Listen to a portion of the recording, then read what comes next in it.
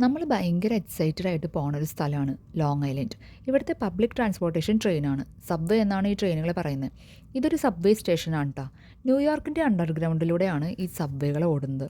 New York city ഒരു island ആണെന്ന് പറയാം. 4 ചുറ്റും വെള്ളമാണ്.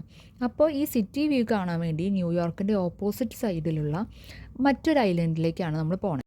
ട്രെയിൻ ഇറങ്ങി ബോട്ടിൽ കയറേണ്ട ആവശ്യമൊന്നുമില്ല. ഈ സബ്വേ വെള്ളത്തിനടിയിൽ കൂടെ തന്നെ അപ്പുറത്തെ കരയിലെത്തും. എന്തായാലേ ഈ വെള്ളത്തിനടിയിൽ വരെ ടണലിൽ കൂടി ട്രെയിൻ ഓടിക്കൊണ്ടിരിക്കുക. ലോകത്തിൽ തന്നെ ഏറ്റവും പഴക്കമുള്ള ട്രാൻസ്പോർട്ട് സംവിധാനമാണ് ന്യൂയോർക്കിലെ സബ്വേ.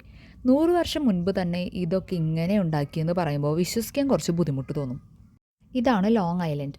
ഈവനിങ് വ്യൂവും നൈറ്റ് വ്യൂവും കാണാനാണ് നമ്മുടെ പ്ലാൻ. അമ്പരച്ചുംബികളായ കെട്ടിടങ്ങൾ തിങ്ങി നിറഞ്ഞു നിൽക്കുകയാണ്. പണ്ട് സോഷ്യൽ സ്റ്റഡീസിൽ UNOനെ കുറിച്ചൊരു പാഠം തന്നെ ഉണ്ടായിരുന്നു. ആ റെക്റ്റാങ്കിൾ ഷേപ്പിലുള്ള ബിൽഡിംഗാണ് UNO headquarters, United Nations Organisation. ന്യൂസിലൊക്കെ എപ്പോഴും UNനെ കുറിച്ച് കേൾക്കാം. 2ാം ലോക മഹായുദ്ധത്തിന് ശേഷം ഒരുപാട് രാജ്യങ്ങൾ ചേർന്ന് ലോക സമാധാനത്തിന് വേണ്ടി രൂപീകരിച്ച ഒരു ഓർഗനൈസേഷനാണിത്. പ്രസിദ്ധമായ എംപയർ സ്റ്റേറ്റ് ബിൽഡിങ്ങും വൺ വേൾഡ് ട്രേഡ് സെൻറ്ററും സമ്മിറ്റ് 1 തുടങ്ങിയ ബിൽഡിങ്ങുകളൊക്കെയാണ് ഈ കാണുന്നത്. പ്രസിദ്ധമായ ഒരു ഫോട്ടോഷൂട്ട് ഡെസ്റ്റിനേഷൻ കൂടിയാണ് ഈ സ്ഥലം. ബ്രൈഡിൻ്റെ പോലെ കോസ്റ്റ്യൂമൊക്കെ ഇട്ട് ഒരു ടീം വരുന്നുണ്ട്. പഠിക്കുന്ന കുട്ടികളാണെന്ന് തോന്നുന്നു. എന്തെങ്കിലും ഫോട്ടോഷൂട്ടിന് വേണ്ടിയായിരിക്കും ഇതൊക്കെ ചെയ്യുന്നത്. ഫ്രണ്ട്സും കോസ്റ്റ്യൂമും ഒക്കെയായി വരുന്നുണ്ട്. നല്ല കാറ്റുള്ളത് കൊണ്ട് ബ്രൈഡിന് ഇട്ടിരിക്കുന്ന ഗൗൺ ഒറ്റയ്ക്ക് മാനേജ് ചെയ്യാൻ പോലും പറ്റണില്ല. അവരവിടെ നിന്ന് കുറേ ഫോട്ടോസൊക്കെ എടുക്കുന്നുണ്ടായിരുന്നു. ഗേൾ ഫ്രണ്ടിനെ പ്രൊപ്പോസ് ചെയ്യാൻ ഇതിലും നല്ലൊരു സ്പോട്ട് ഉണ്ടാവുമോ എന്നറിയില്ല. ഒരു കപ്പിൾ വന്ന് പ്രൊപ്പോസ് ചെയ്യുന്ന വീഡിയോസൊക്കെ എടുക്കുന്നുണ്ട്. വിചിത്രമായ പല കാഴ്ചകളും ഇവിടെ കാണാം. കുറേ പേർ ഡാൻസ് പ്രാക്ടീസ് ചെയ്യുന്നുണ്ട്. ചിലർ റീൽസ് എടുക്കുന്നു. ചിലർ വെറുതെ മുഖത്ത് പെയിൻ്റ് അടിച്ച് നടക്കുന്നു. ഇതൊരു പാർക്കാണ്, ഗാൻഡ്രി സ്റ്റേറ്റ് പ്ലാസ പാർക്ക്. കുട്ടികൾക്ക് കളിക്കാനുള്ള കുറേ റൈഡ്സൊക്കെ ഇവിടെ ഉണ്ട്.